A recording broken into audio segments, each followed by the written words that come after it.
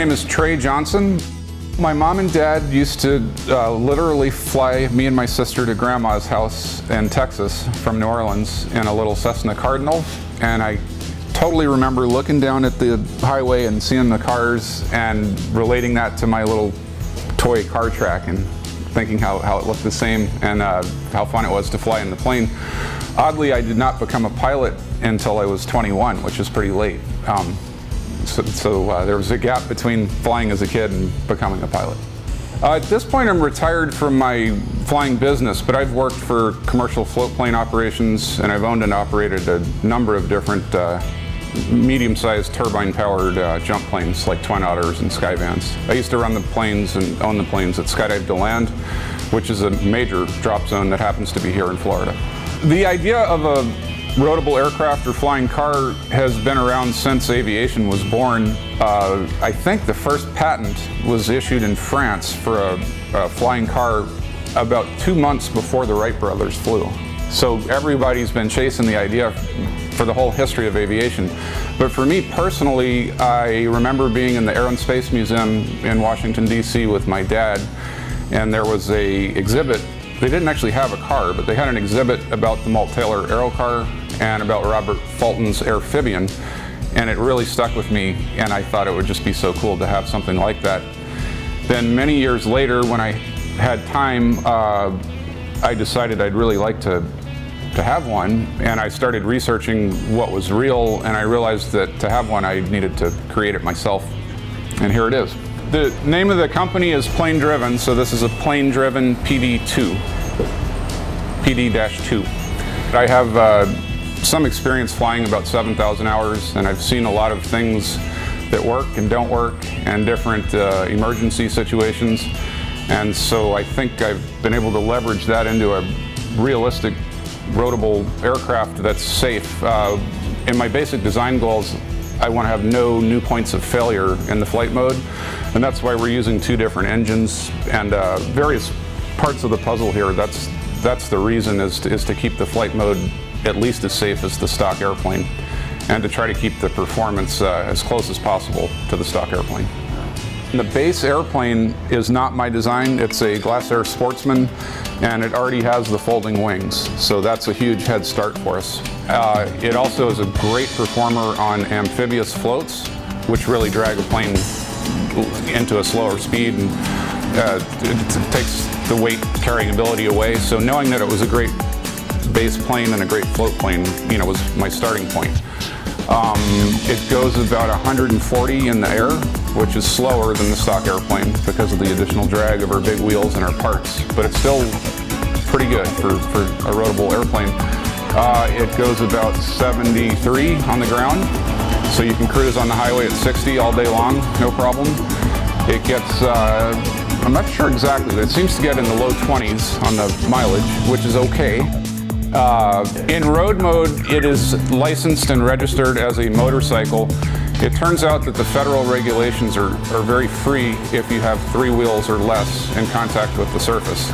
So we have a bunch of wheels, but only 3 are in contact with the surface, so we're able to register as a motorcycle. And I think of it as a motorcycle. It does not have the safety systems of a modern car, like airbags and crumple zones. So defensive driving is recommended. It has excellent seat belts and a steel cage, but the modern cars have become so safe. Due to the weight, it can never have all that. It's just one of the compromises of a roadable aircraft. But it drives extremely well. The steering is just excellent, and the suspension, it surprises me how easy to drive it is and how good the ride is. And how is it to fly? It flies exactly like the stock airplane, but with a little bit of drag. So the design goal was that it would outperform the same plane on amphibious floats, and we've beaten that goal. It's faster and climbs better than the float plane, so we're excited about that. And it is able to carry around 700 pounds of useful load. So basically full fuel, 2 big guys, 50 pounds of bags, and you can fly. Cool. It will fit partly into a standard garage. The tail is pretty tall, so you can't quite fit it in a standard single car garage, but many larger garages it'll fit in. It's about 24 feet long and about 8.5 feet wide, and the tail's a little over 9.5 feet tall. So it's big, but it's not huge. So if you drove to the airport, you'd park and you would put the wings out, and then you'd take the power pod and roll it up a ramp into the cargo area.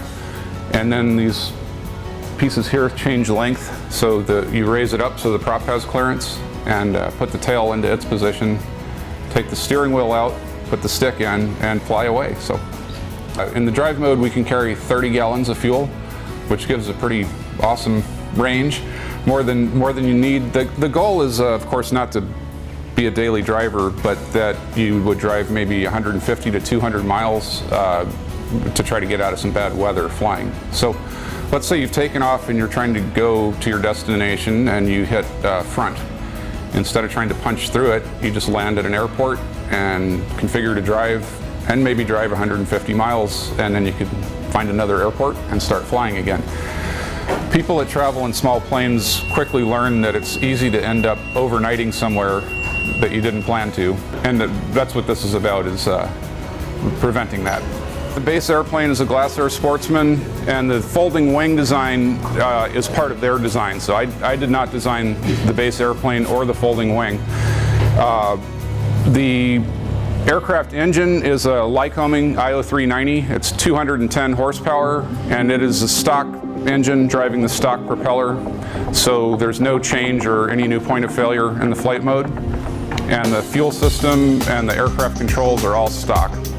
So our modifications begin with the front end. It's a tailwheel aircraft, and instead of a single gear leg, we have 2 control arms, a steering system, and a shock unit that can change length so that we can change our ride height between the modes. As you can see, we're very, very low in the drive mode, and we have to go up to the stock height in the flight mode so that the propeller has proper clearance.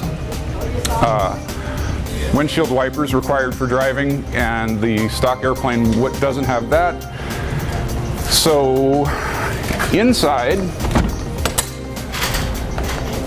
we've got standard foot pedals for the driver. It's got a clutch, a brake pedal, and an accelerator, all where you'd expect them.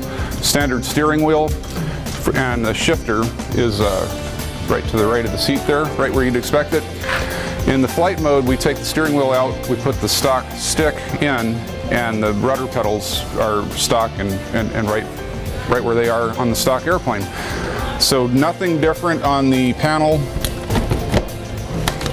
The cargo area on the stock airplane has 2 seats in it, so this is really a 4-seater, but with our modification it becomes a 2-seater.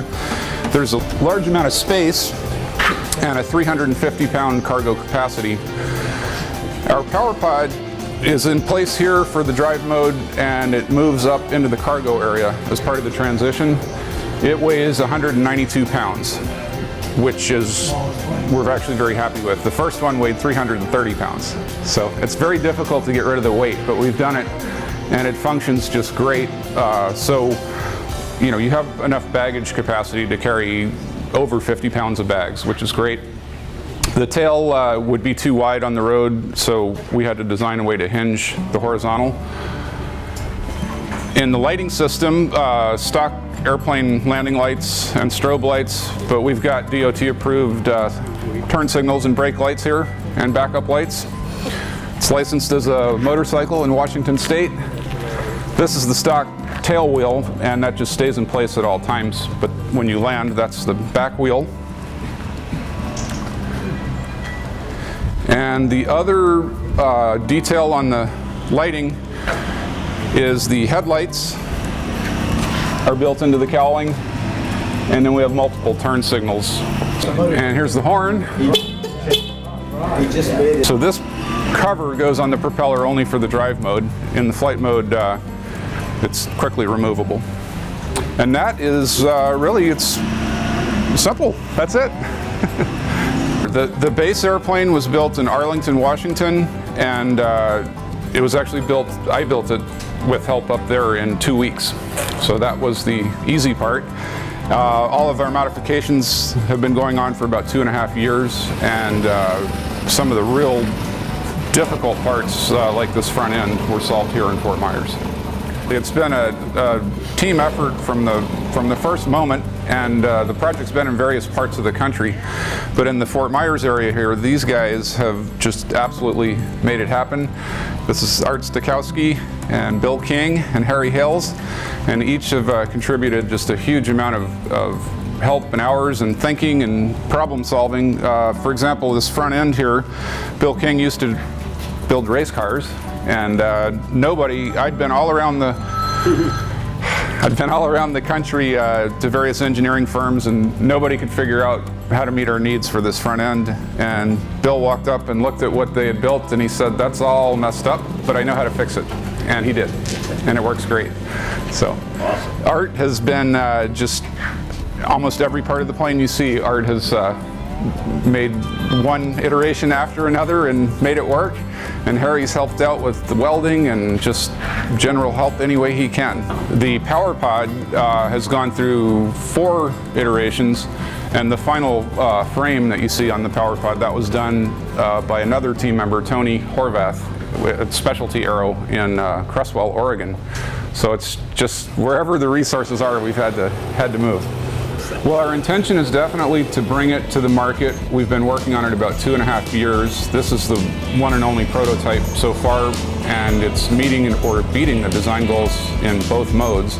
So our remaining challenge is the transition from one mode to the other. The design goal there is we're aiming high. We want to do it in 10 minutes, one person. And it seems impossible right now, but other parts of it have seemed impossible, and we get through it. So it takes probably about an hour still. We've recently made huge gains with the change in ride height. Instead of taking a half hour, it takes 20 seconds now. So that's the kind of improvement we're working on. I live in Seattle area, up in Washington, and I've flown this all around the country numerous times. It's just a great little plane. Again, it cruises about 140, so you can get somewhere. I anticipated that it would be unusual on the road and that it might draw a little bit of attention, but I'm actually pleased that it just seems to make people smile. And even on the way here, people were driving alongside with their cameras out, and it is kind of fun. The whole purpose of the project has nothing to do with that, but I realize some people would possibly want to have one just you know, like a show car kind of feel. People seem to enjoy it. It's a little bit noisy, but that doesn't seem to put people off. Almost everybody's smiling when we drive by, so it's fun.